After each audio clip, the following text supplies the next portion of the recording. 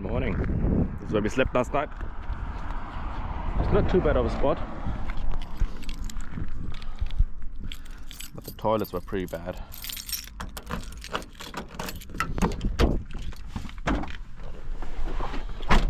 Now we're heading to the unknown connection.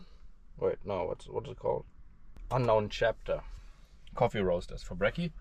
And then we head to the Antarctic Museum something.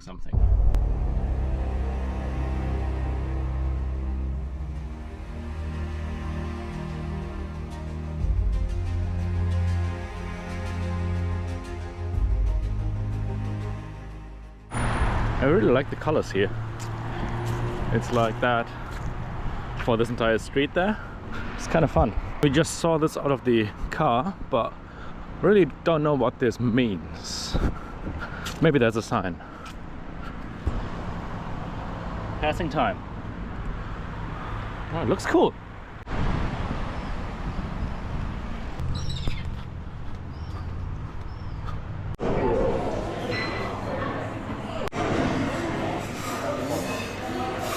I'm not disappointed.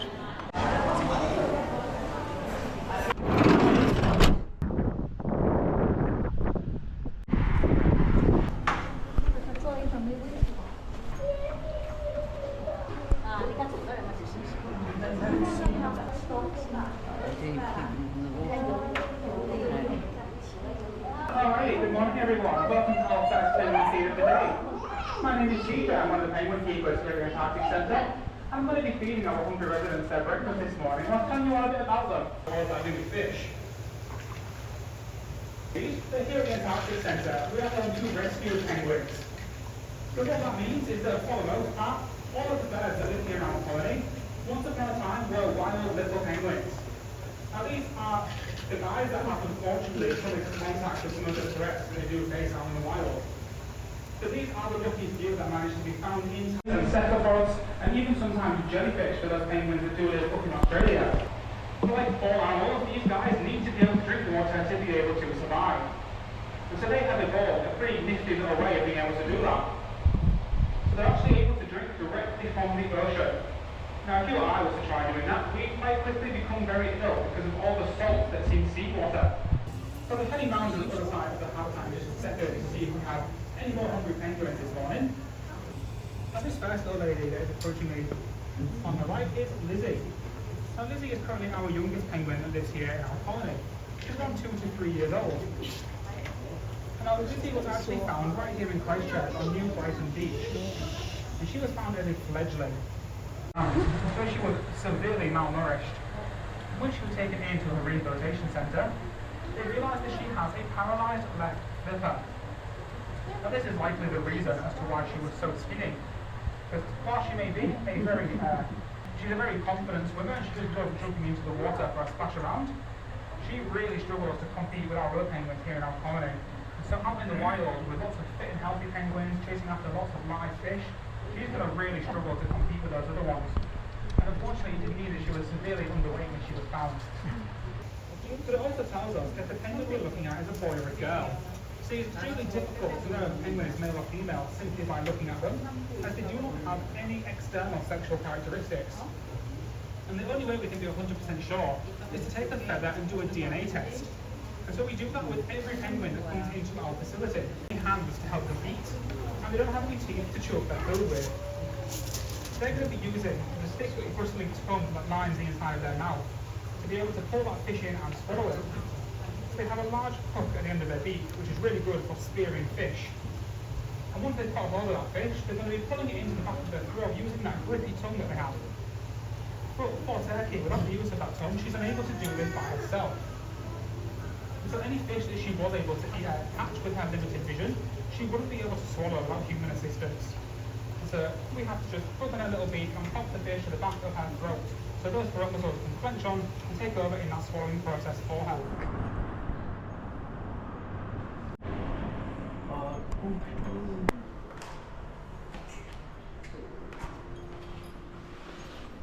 Yellow. I want to see you over here.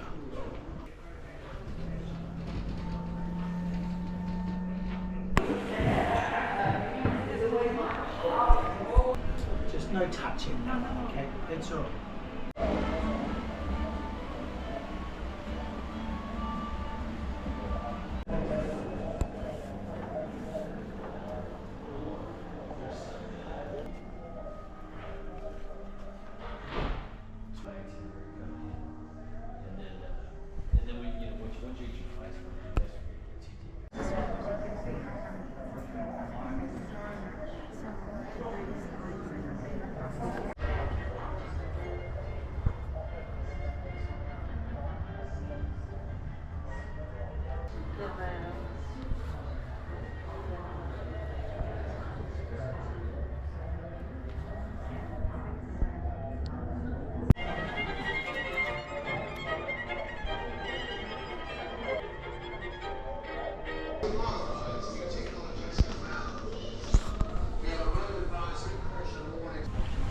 I want to feel the cold.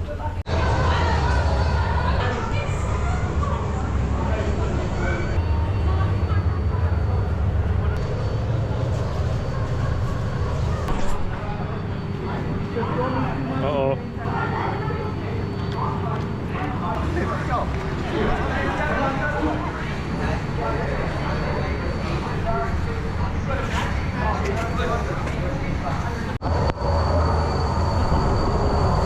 Ooh, Jesus.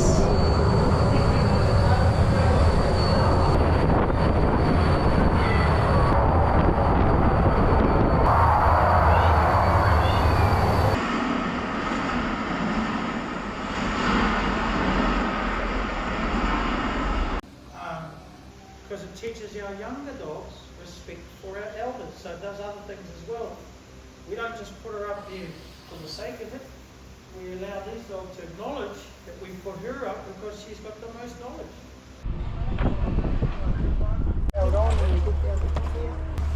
Hold your head there and sit outside when you get in there. So they started taking it down to Antarctica. There was a great success down in Antarctica. That's why it's still down there today.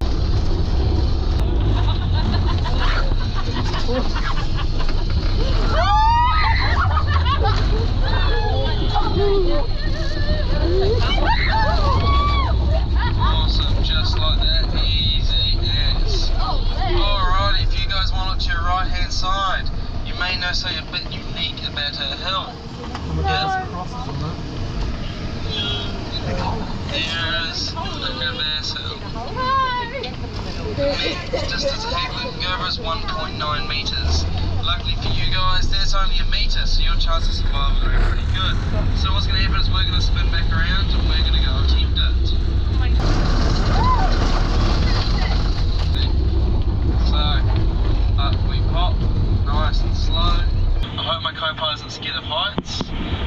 You guys in the rear, you guys are about to cross, and just like that, easy as, we've made it. Side angle Haglin going is 35 degrees, 25 degrees.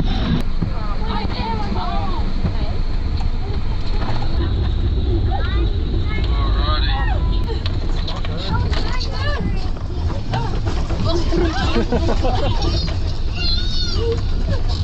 Just like that, easy as, over our tyres.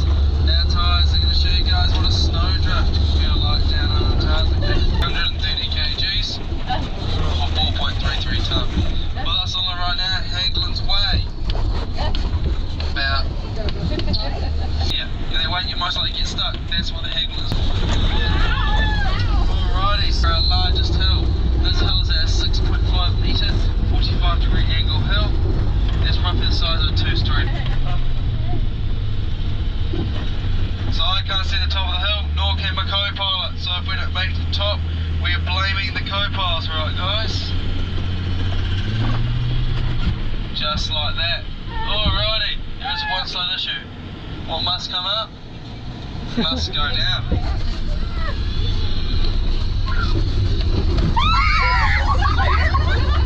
Those Haglins can float and swim. This is only for fancy purposes, it's not the fastest mode of transport. There you go, and our swamp is today. I hope you stay safe and well. Yeah. High wall. C17. Globe Master, right. Piano. Piano Man! What a great museum, hey? Makes me want to apply to work in Antarctica, to be honest. Let's see, maybe I'll do that. But now we're heading back to the Chamberlain's Fort after this awesome day here, and then probably do the same trip to the library in Rolleston and just get all this VO work done. And then eventually we can start exploring the outskirts of Christchurch, the Banks Peninsula for example, and the surroundings. Maybe even go for a couple of hikes. But yeah, for now, 30-minute drive during the rush hour at 5 p.m. to the campground.